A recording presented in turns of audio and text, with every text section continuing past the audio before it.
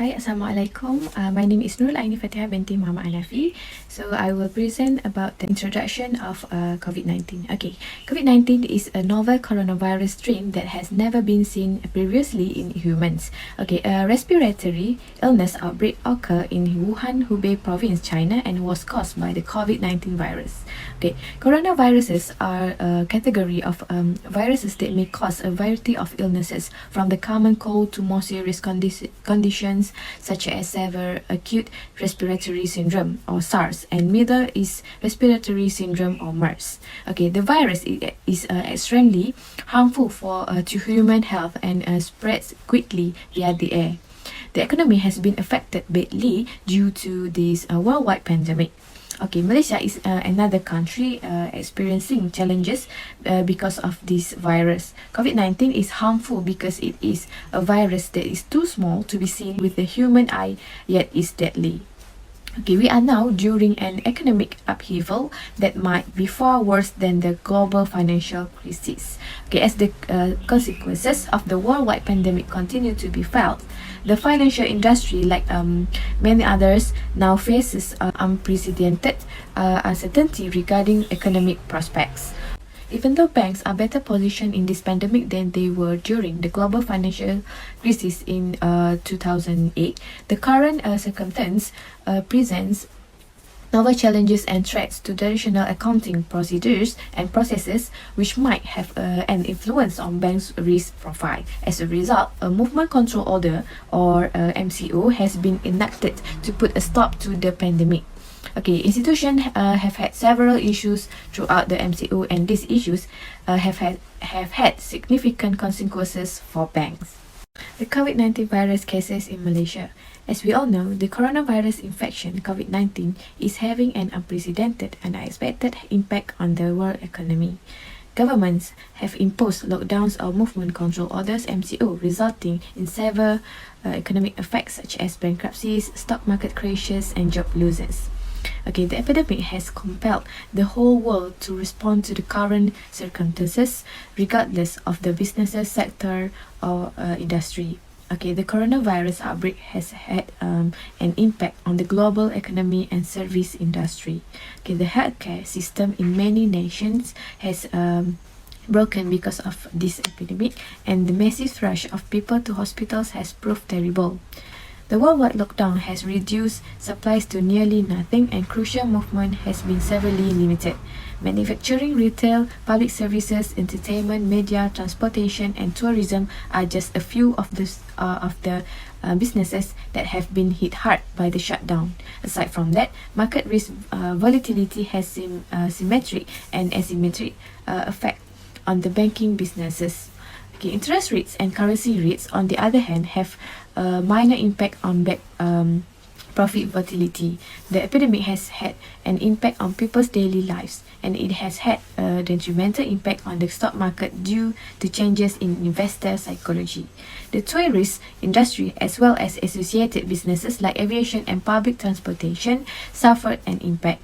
Restrictions on public gatherings and the suspension of aviation operation across the world have hurt this industry. As a result, the coronavirus is well known for killing millions of people throughout the world and wreaking havoc on the tourism industry.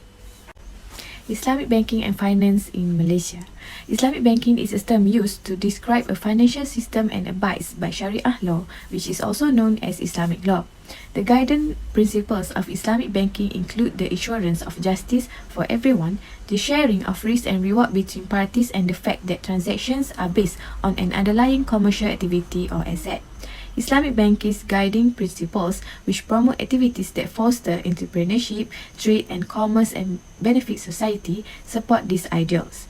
Interest-based activities, which is riba, gambling-related activities, which is maisir, and speculation in financial markets, called gharar, are all forbidden.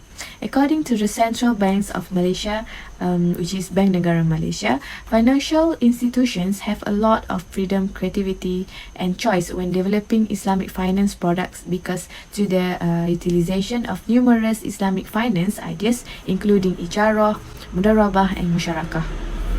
Furthermore, Islamic banking raises the bar for investments and encourages better responsibility and risk management by focusing on the need that transactions be supported by legitimate trade or business-related activity. The Islamic finance sector has been physically active in Malaysia for more than 30 years. The country's first Islamic bank was allowed to be found due to enactment of the Islamic Banking Act in 1983, and other Islamic financial institutions have since been established because of the liberalization of the Islamic financial system. Today, Malaysia's Islamic finance sector is expanding rapidly, supported by a conducive environment that are known for constant product innovation, a variety of financial institutions from across the world, a wide range of creative Islamic investment instrument, a comprehensive financial infrastructure, and the adoption for international regulatory and legal best practices. In addition, Malaysia now has a significant number of fully operational Islamic banks, including many foreign-owned companies, conventional financial institutions with Islamic subsidiaries, and companies engaged in foreign exchange trading. All financial institutions are permitted to carry out ringgit-based and non-ringgit-based transactions. By encouraging foreign financial institutions to establish international Islamic banking businesses in Malaysia to undertake foreign currency operations, Malaysia continues to advance and expand the sector. Now I will present the effect of COVID-19 pandemic toward Islamic banking. Malaysia has been hit by the new infections illness coronavirus disease COVID-19, which has spread to most nations worldwide. The government of Malaysia enacted the Movement Control Order as a preventive measure to forbid mass gatherings and movement across the country since the cases were rapidly increasing. All businesses operations had been halted at this time, which has cost an estimated 63 billion ringgit Malaysia in total losses. Even if the banking industry is one of the vital sectors that may continue to operate throughout this pandemic, the sector is nevertheless suffering because of the weak economy. The COVID-19 epidemic, fluctuating oil costs, and the unpredictability of the macroeconomic climate provide the Islamic financial sector with unprecedented obstacles to growth. Islamic financing was not involved in any risky assets or influenced by market speculations, hence its impact on the 2008 financial downturn was not significant. It was threatened by three things at once, which are risk associated with financing, asset depreciation, and tighter profit-sharing rules. It adjusted to COVID-19 and was further affected by the historically low oil prices. Its growth also slowed down. Domestic consumer demand fell as a result of curfews, lockdowns, quarantines, and limited movement, severely disrupting the supply chain. In addition to financial losses, the conventional banking system are under pressure from modernization and technological use. Islamic banks have been attempting to catch up with conventional banks even before the epidemic by focusing on digitization, automation, and increasing income by extending their reach. Worldwide financial organizations have switched to a work-from-home concept.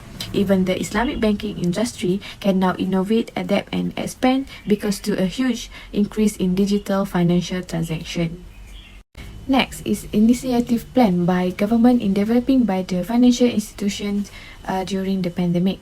In order to stimulate the economy, the Malaysian government has released the 250 billion Malaysia ringgit Prihatin economic stimulus package. This package also highlighted the bank's effort to offer financial assistance to both consumers and companies, such as emergency loans to boost SMEs and flexibility for loan repayments, in addition to a reduction in the overnight policy rate or OPR.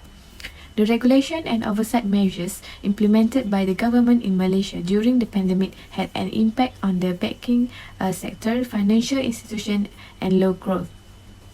However, there are a few initiatives planned by the government to control the financial institution during the pandemic. Firstly, moratorium serves benefits for bank loans borrower. When Malaysian Prime Minister Tan Sri Muhyiddin Yassin announced this financial relief plan in late March in 2020, it became the first nation to enact a 6-month moratorium. Malaysian banks issued an automatic 6-month moratorium on all financing repayments made by individuals and SMEs apart from credit card balances, effective from 1 April in 2020 until the end of September in 2020. A borrower is not required to repay the banks on their loan monthly during this moratorium period. The moratorium was expected to provide Islamic banks a break because this measure benefits almost 70% of the entire financing for the Islamic banking sector. The objective of the initiative was to maintain money in households and reduce the burden on individuals who were directly impacted by the pandemic. Okay, several nations, including Singapore, Indonesia, the Philippines, Thailand, and the United Kingdom, in addition to Malaysia, have enacted various types of moratoriums. Next is special tax treatment on the moratorium interest. The Prime Minister extended the loan moratorium for people who lost their jobs and income due to the epidemic by another 3 months to December in 2020. This moratorium extensions advances is the direction of a more focused assistance strategy that will focus on clients from the industries that have been severely impacted, such as travel, tourism, and hospitality. However, because of loan repayments are an integral component of these banks' main businesses, the moratorium facility will have an impact on their liquidity. According to banking analysis, a moratorium normally has little influence on a bank's profitability, but it could influence their cash flows.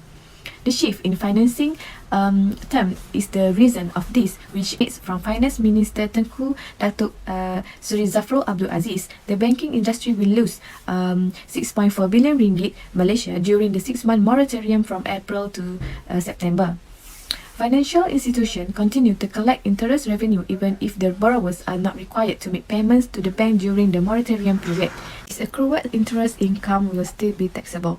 Therefore, the government has provided the special tax treatment on the moratorium interest by taxing the interest on a receipt basis in order to lessen the impact on banks' cash flow. With this government subsidy, banks are essentially permitted to defer the taxability of interest revenue from these loans until they have collected it from clients. This unique tax treatment is expected to minimize some of the effects of the general 6-month moratorium and the 3-month extension to selected borrowers. And lastly, special relief funds for SMEs customers. For the majority of businesses, including SMEs, the global COVID-19 epidemic has definitely resulted in a significant economic downturn. More than 90% of all financing for SMEs comes from banking institutions. As a result, the Malaysian government, through Bank Negara Malaysia, has taken steps to ensure their survival through these trying times and to reduce the impact of this outbreak significant impacts, particularly in light of the restrictions placed on their ability to operate during the MCO, which lasts for months. Banks offered interest SMEs financial support worth billions of ringgits through commercial banks, Islamic banks, and developed financial institutions under Bank Negara regulation. For these facilities, these participating financial institutions may additionally obtain guarantee coverage from Syarikat Jaminan Pembiayaan Perniagaan, which is SJPP, or Credit Guarantee Corporation Malaysia Berhad. According to Bank Negara Malaysia in 2020, the Special Relief Fund is the most significant Bank Negara program for Malaysian SMEs impacted by COVID-19.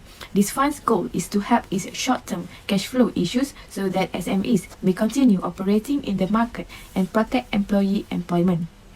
The government has allocated 5 billion ringgit Malaysia for this initiative at a reduced interest rate of 3.5% for a period of 5.5 years, with a 6-month repayment moratorium. Applications received under this facility, which is open until 31 December in 2020, will still be processed by participating financial institutions such as Islamic banks. However, there may be some delays in the application and payout processes because of the MCO's restrictions. In conclusion, when the COVID-19 epidemic hit, many sectors, particularly SMEs, were badly impacted. Unable to survive, many were left with little choice but to declare bankruptcy. Regarding banks, it has a direct effect on their operations when their customers are in bad shape. This is because there would be more non-performing loans, which is NPL, when the economy is weak, forcing banks to set aside money for loan loss. Therefore, in order to prevent long-term loss, the banks must consider how the NPL would affect their capital and liquidity. So, that's all from me. Thank you. Assalamualaikum.